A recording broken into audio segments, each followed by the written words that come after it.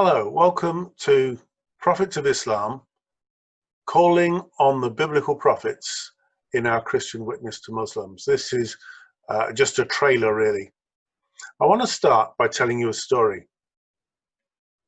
One time I was in Chad, in the capital city, N'Djamena. I just arrived and it was mid-afternoon. It was really hot. The streets were fairly quiet. The heat just radiated off the road surface. And I went out and I walked for about 45 minutes to visit an old friend who we'll call Muhammad. And as I was going along this road, it was just amazingly hot, but there was a bit of a breeze, so it wasn't too bad. When I arrived at the house, I knocked at the door and an older man appeared, and I said, "Oh, hello, I'm looking for Muhammad." And he said, "Oh, you're looking for my son Muhammad. He's praise God, he's had an opportunity to go and study in Canada." I said, "Oh, that's wonderful. You must be so pleased. I hope he's doing well." "Yes, he's doing very well. Thank you. Thank you." So after a few pleasantries, I said, "Okay, I'll be on my way then." "No, no, no," he said. "He said you might come. You must come in. He said we must receive you if you come to see him."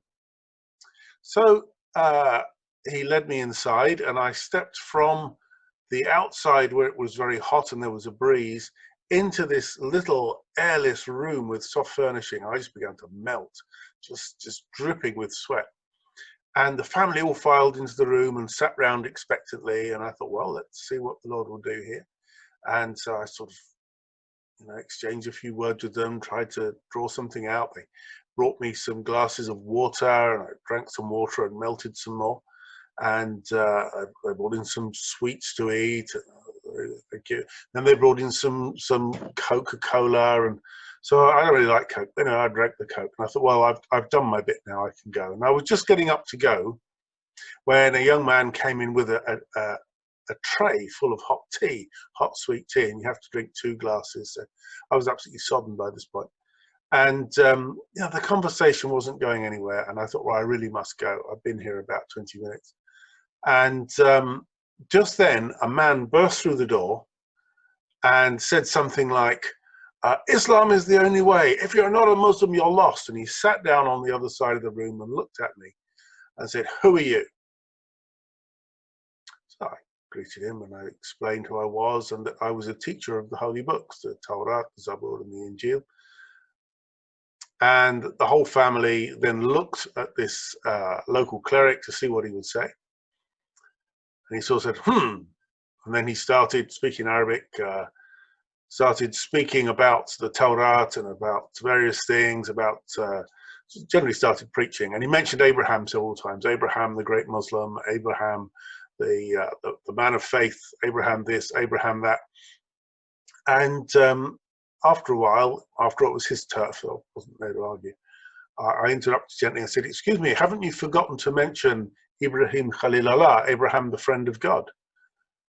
And he looked at me dumbfounded. He said, "How do you know about that?" I said, "Well, it's in our books. Everybody knows Abraham became the friend of God." And I said, now that I had the initiative, isn't it amazing that a mere human being, flesh and blood human being, who walks through the dust as we do, could ever be called a friend of God? Isn't that extraordinary?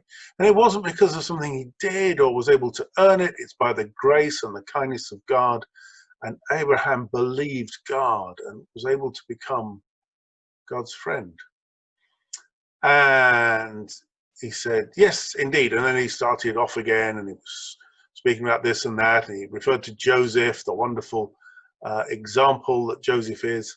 And so I gently interrupted again, and I said, "Oh, let's think about the sufferings of Joseph, what he went through, how his brothers mistreated him and rejected him, and how he was accused and thrown into prison. Oh, but God vindicated him." He said, "God raised him up." Yes, God raised him up so that he could save his brothers.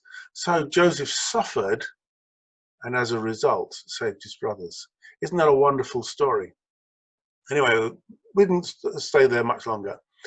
But when I was eventually getting up to go, I said, you're a teacher and all the rest. I'm sure you have many books, but if you were interested in reading the Injil, the New Testament, then before I'd finished the sentence, he said, "Give it to me," and took it off me. Now, when I tell this story in churches, a lot of people are very impressed that I can speak Arabic and that I know about Islam. But those are not the interesting things about the story. There are two things. The first thing is there was a room full of people, and the one who was most open was the one who looked the most hostile. The nice, polite people were not open at all. They were not really interested. They could not be drawn out. They were nice, they were polite, but their hearts were closed. The man who was quite agitated and hostile, he was open. Well, that was interesting.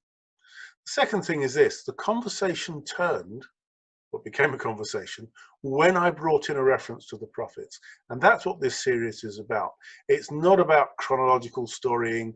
It's not about Bible study. It's primarily about knowing how to bring the prophets into our witnessing in such a way that it gains attention, that it helps us construct arguments that make sense to Muslims, and it raises our credibility as people speaking in the name of God. I trust you'll find it helpful. Thank you.